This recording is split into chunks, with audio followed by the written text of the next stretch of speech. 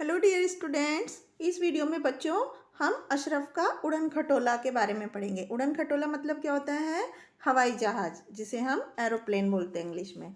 तो इस तरह से बच्चों इस लेसन में एक कहानी है अशरफ के बारे में कि उसने किस तरह से उड़न खटोला बनाया, किस तरह से उसके मन में जिज्ञासा थी, उन सब चीज़ों के बारे में हम इसमें पढ़ेंगे। बच्चों एक दिन था जब अशरफ बहुत जल्दी में उठा। उसने बहुत जल्दी जल्दी नाश्ता किया, अपना बस्ता उठाया और जैसे आप सब स्कूल जाते हैं ना अपने बस से, ऐसे ही वो बस पकड़ने के लिए, स्कूल जाने के लिए, स्कूल बस पकड़ने के लिए भागा। जल्दी जल्दी गया। उसने सारे काम भी, उसके बाकी सारे काम धीरे धीरे चल रहे थे। उसने देखा कि बस की ड्राइवर अडा के पैर बड़ी मुश्किल से उसके पैडल तक पहुंच रहे हैं। सुबह का समय अडा स्कूल पहुंचने में देर लगा रही थी। जैसे ही अशरफ को स्कूल की बिल्डिंग दिखाई दी, वो जल्दी जल्दी बस के दरवाजे की ओर लपक गया, जल्दी जल्दी गया।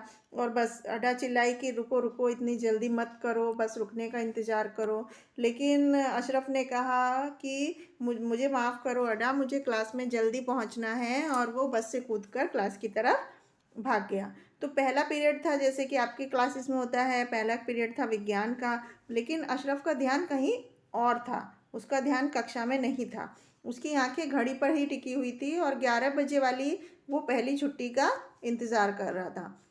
घंटी बजते ही अशरफ सीधे खेल के मैदान में गया। वहाँ पर उसे यूजीन मिला। तो वो बोला कि यूजीन, क्या तुम छुट्टी के बाद हवाई जहाज में मेरे साथ उड़ने के लिए आओगे मेरे घर? तो यूजीन जोर से चिल्लाया कि सेगुन जरा इधर आओ। कौन सा हवाई जहाज? अशरफ वो बोलता है कि अशरफ के पास एक हवाई जहाज है, तुम कहाँ जाना चाहते हो, बृहस्पति पर या शनि पर? तो बोला कि देखो भाई, मेरे पास एक हवाई जहाज है और उसमें 4 लोग आराम से बैठ सकते हैं, तुम खुद आकर देख सकते हो मेरे घर पर। अशरफ अपनी ही बात पर टिका रहा। तो सेगुन ने उसे याद दिलाया कि पिछली बार तुम हमें भविष्य में ले जाने वाले थे, तुमने टाइम कैप्सूल बनाया था, कहीं ये हवाई जहाज भी वैसा ही तो नहीं बनाया?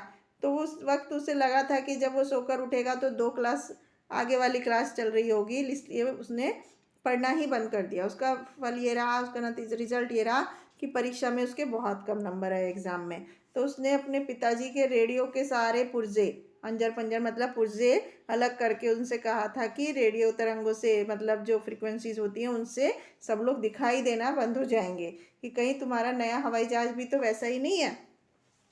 तो उसने सोचा कि अब हेडमास्टर तो उसे देख नहीं पाएंगे, इसलिए उसने उन्हें जीप दिखाई और मुंह बनाकर उन्हें चढ़ाया। तो उसकी सज़ा उसे यह मिली कि हफ्ते के आखिरी दिन उसे स्कूल में ही रुकना पड़ा।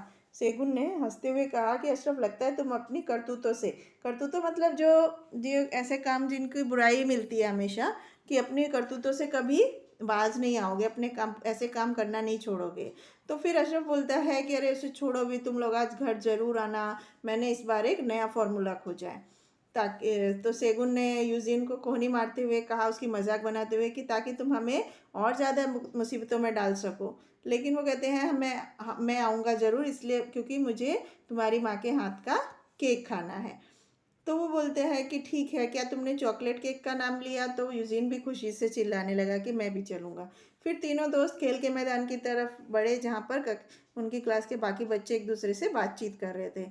तो तभी साइमन ने कहा कि कोई बच्चा उनकी क्लास का था, साइमन, उसने बोला कि देखो 3 सूरमा, सूरमा मतलब 3 बहादुर बच्चे आ रहे हैं, पता नहीं इस बार कौन सी नई हरकत, मतलब कोई नया काम करने वाले हैं, शैतानी करने वाले हैं। तो अशरफ ने कहा उनकी बात पर ध्यान मत दो और सुनो, आज शाम के प्रोग्राम के बारे में उन्हें कुछ मत बताना।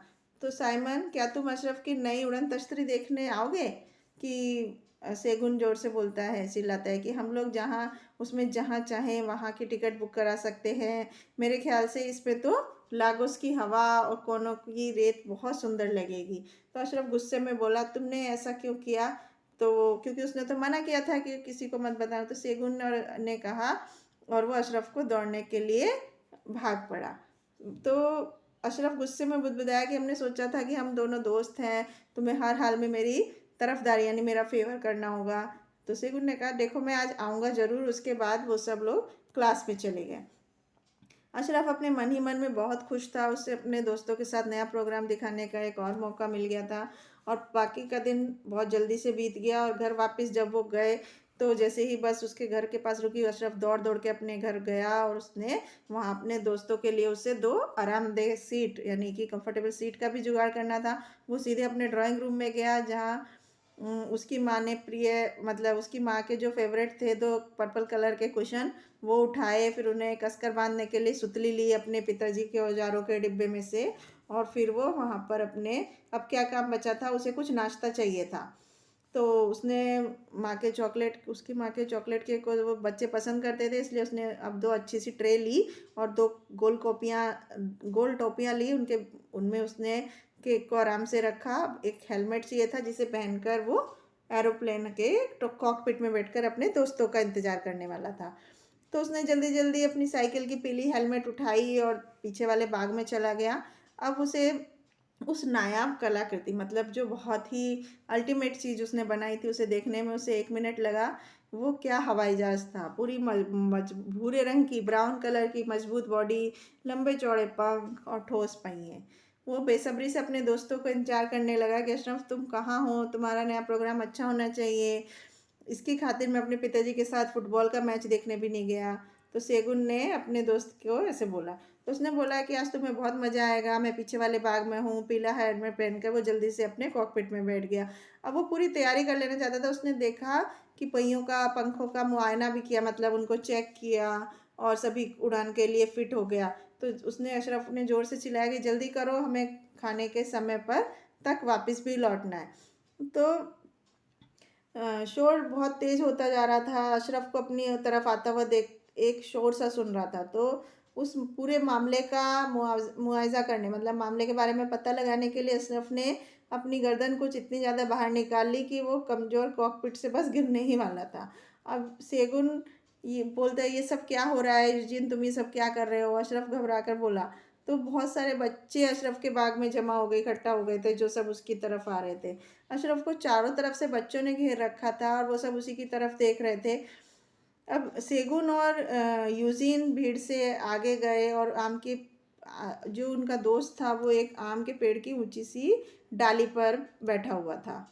तो उसने दोनों उसकी जो शाखाएं थी उन पर 2 टोपियाँ रखी थी जिसमें उसने चॉकलेट केक रखा था। तो वो बोलता है कि कहीं चलो कम से कम तुम्हारा आइडिया या जुगाड़ जो भी है वो ज़बरदस्त है, ऊपर चढ़कर अपना केक तो खा ही लेते हैं। और वो फिर अशरफ से मिलने के लिए दोनों दोस्त पेड़ पर चढ़ गए। तो वो कहते हैं ये भी कोई उड़न तस्तरी हुई कि एक पेड़ ही तो है। तो बच्चे एक एक एक करके वहाँ से चले गए। तो अशरफ तुम्हें वाकई सबका ध्यान अपनी तरफ खींचना आता है, यूसिन ने कहा, पर तुम्हारी माँ ने जो केक बनाया वो बहुत ही अच्छा है। तो अशरफ चुपचाप अपने काल्पनिक जो अपना इमेजिनरी उसका कॉकपिट था, पेड़ के शाखा पर बैठा हुआ था। उसने कहा तुम्हें सब बच्चों को इस बारे में नहीं बताना था, मैं स्कूल में अपना मूड नहीं दिखा पाऊंगा। अशरफ ने बहुत ही सीरियसली कहा। तो वो कहता है कि अशरफ देखो अशरफ, मुझे तुम्हारे सभी जितने भी आइडिया होते हैं वो सब सिरफिरे आइडिया जो होते हैं वो अच्छे लगते हैं। क्या पता तुम बड़े होकर सच में उन्हें बना लो। ऐसा उसकी तारीफ करते हुए उन्होंने बोला, उसका हौसला बढ़ाते हुए। तो आज तो हम ज़रूर तुम्हारी मदद करेंगे, लेकिन अंतरिक्ष में जाने के लिए तुम्हें पेड़ से कोई अच्छी और चीज़ का जुगाड़ करना पड़ेगा। अपनी विज्ञान की किताबों में जो आविष्कार लिखे हैं उनको छोटे छोटे प्रयोग करना हम शुरू कर सकते हैं, जैसे सूरज की गर्मी से अंडा उबालने वगैरह वगैरह। यूजीन ने उसको उसकी बात में हाँ किया। तो दोनों दोस्त ने को गले लगाते हुए अशरफ बहुत खुशी होकर बोला कि तुम दोनों महान हो, ज़रा संभल के उतरना नहीं तो सारे के सारे गिर जाएंगे। ऐसा यूजीन ने सबको सलाह दी। और फिर अशरफ को हमें बचाने के लिए तुरंत एक नया पैराशूट की खोज करनी पड़ेगी। तो फिर दोनों इस तरह से पेड़ से उतर गए। तो बच्चों ये था इस कहानी में कि अशरफ ने किस तरह से उसके मन में जिज्ञासा थी नई चीज़ों को बनाने की, कि वो काल्पनिक रूप में अपनी चीज़ों को बनाता था, उसे इंजॉय करता था। बच्चों के अंदर ऐसी बहुत सारी प्रतिभाएं होती हैं जिनको वो काल्पनिक रूप में बनाते हैं, लेकिन बड़े उसको समझ नहीं पाते। तो बच्चों हमें अपनी ऐसी प्रवृत्ति को चालू रखना चाहिए, अपनी किताब में किसी बड़े के सहयोग से उन चीज़ों पर काम करते रहना चाहिए, और आपके अंदर जो योग्यता होती है उससे वो भी निकल कर सामने आती है। तो आई होप आपको ये कहानी समझ में आई होगी। Thank you.